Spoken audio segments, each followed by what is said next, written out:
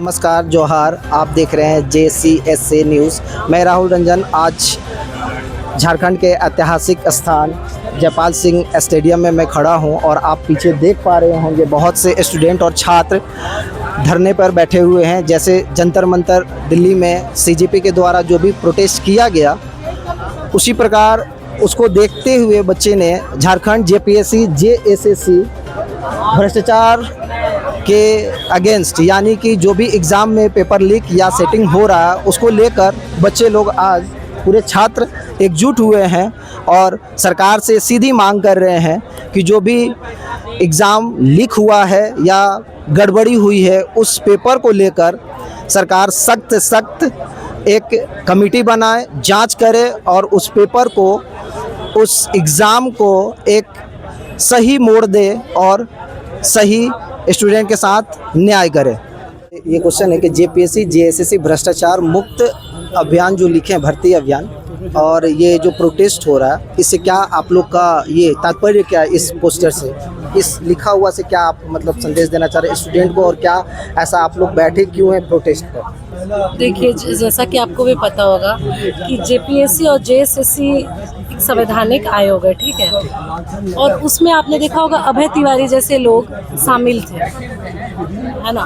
तो ऐसे लोगों का बार बार हर एग्ज़ाम में ही सिलेक्शन हो जाना, ये तो आपको भी पता है। और TDPL जो ब्लैक लिस्टेड कंपनी है, जो एग्ज़ाम करा रही थी, तो वो जो ब्लैक लिस्टेड कंपनी ही है, तो आपने उसको इसका जिम्मा कैसे दे दिया? इतने बड़े राज्य का सबसे बड़ा एग्ज़ाम होता है JPSC, उसको अपने एग्ज़ाम कराने का जिम्मा कैसे सौंप दिया?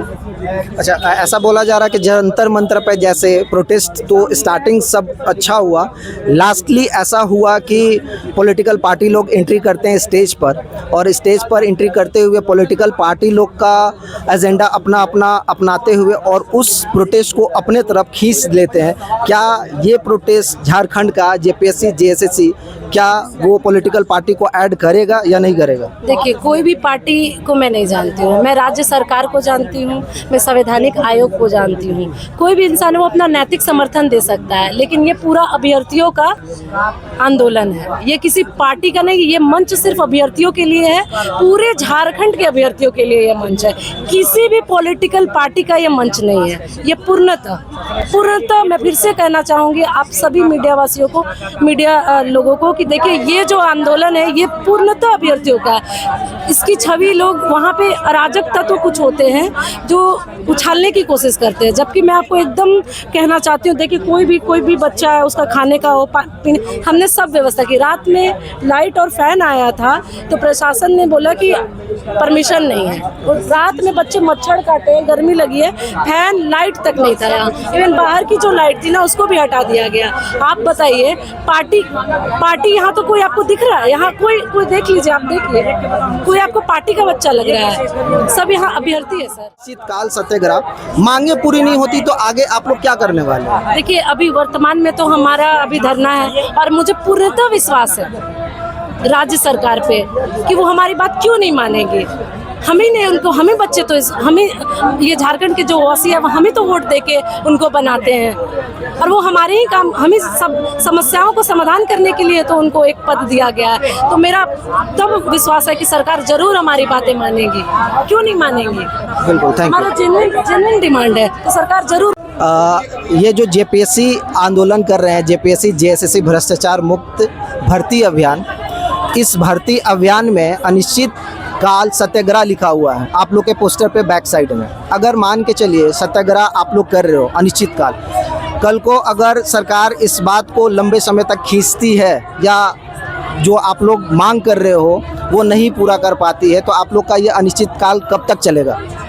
मांग के लिए अगर हम लोग अनिश्चितकालीन धरना कर रहे हैं फिर भी सरकार नहीं सुन रही है, तो सर हम लोग भूख हड़ताल पर करेंगे, और अपने संवैधानिक तरीके से इसमें किसी तरह का उग्र नहीं, शांतिपूर्वक हम लोग आंदोलन करेंगे, भूख हड़ताल पे जाएंगे, और जब तक सरकार हमारी मुख्य बातें नहीं मांग लेती है तब हम लोग भूख हड़ताल पे रहेंगे। तो आप कहना चाह रहे हैं कि जैसे JPSC JSSC जो एग्ज़ाम हो रहा है, इसमें इनडायरेक्टली कहीं ना कहीं सेटर लोग का हाथ है, जो कि पैसे से लेकर और जॉब को प्रोवाइड कर रहे हैं? यही तो बात, यही तो व्यवस्था की बात है ना। आखिर सरकार क्या कर रही है? सरकार के अंदर तो सारी व्यवस्था है, जो जितने भी अधिकारी पदाधिकारी वो तो सरकार के अंदर है। तो ये काम किसकी है? सरकारी काम है। ये जवाबदेही किसकी? सरकारी काम है। मान के चलिए अगर हम स्टूडेंट हैं, हम लोग हमको क्या चाहिए? हमको पारदर्शी चाहिए, न्याय चाहिए कि स्टूडेंट के साथ क्यों गलत हो रहा है। अगर कोई वैसा सिंडिकेट बैठा हुआ है आपके सिस्टम में, तो उसको आप हटाने का काम क्यों नहीं कर रहे? मान के चलिए अभी आप जो देख रहे हैं अभय तिवारी, जो बहुत ज़्यादा ही फेमस हो चुके हैं, पूरी दुनिया उसको जान चुकी है। अभय तिवारी कौन? एक ऐसा बंदा जो झारखंड सीजीएल में सेकंड टॉपर करता है, सेकंड टॉपर। अब समझिए, जब झारखंड सीजीएल का मुद्दा सीआईडी जब जांच कर रही थी, तो क्या सीआईडी में उनको ये चीज़ पता नहीं हुआ?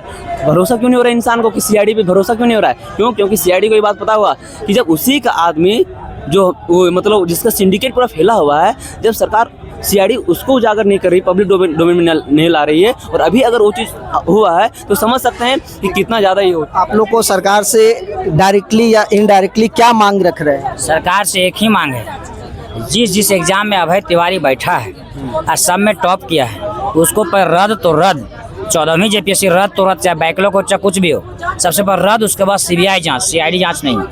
यदि सीआईडी जांच रहता, जो सफल अभ्यर्थियों को मंगाया है, इसका पहले वो मार्कशीट जो है वो मार्कशीट जारी किया गया था, जो कार्बन कॉपी इसका है, इसी पर तो पूरा मामला पर झारखंड देख सकते हैं यहाँ पे अभय तिवारी का एक बार आप दिखाइएगा। ये ओमार सीट किनका है? बड़का कॉलेज का ये ओमार सीट दिखा रहे हैं यहाँ पर, ये डायरेक्टली। तो आप कहना ये चाहते हैं? पर पूरा मामला खुला है। ओके, इसको पहले जांच करके सीआईडी हमको पकड़ के तक इसका ओमार सीट में कितना रंगा गया है। कार्बन कॉपी मेरे पास है, देख रहे हैं 4700 ये का। कार्बन कॉपी आपको कहाँ से मिला? हाँ, कहाँ से मिला ये कार्बन कॉपी? लड़का लोग भेजता है, लड़का लोग ही दिया हुआ है।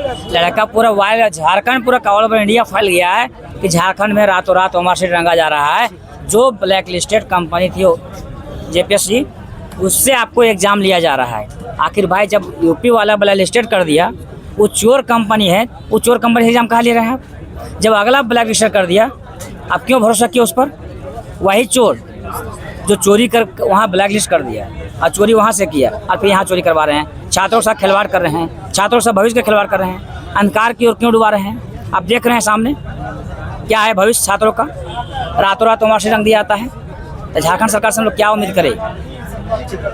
अभी अगला सवाल आपसे रहेगा कि झारखंड का जो भी ये एग्ज़ाम है या झारखंड का जो भी गवर्नमेंट का एग्ज़ाम निकलता है, ठीक है, वो उस पे आपका क्या राय बनता है? आप लोग का पूरा स्टूडेंट की तरफ से आपका क्या राय बनता है?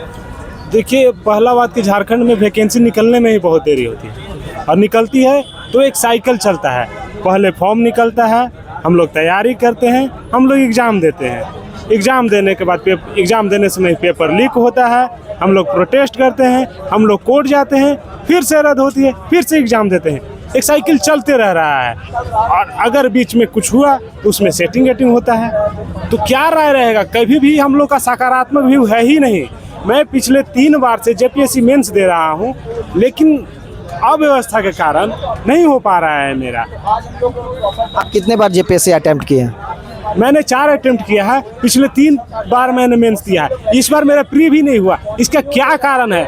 मैंने यूपीएससी प्री निकाला है, मेरा यूपीएससी प्री निकाला है? हाँ, मैंने 2023 में यूपीएससी प्री भी निकाला हुआ है।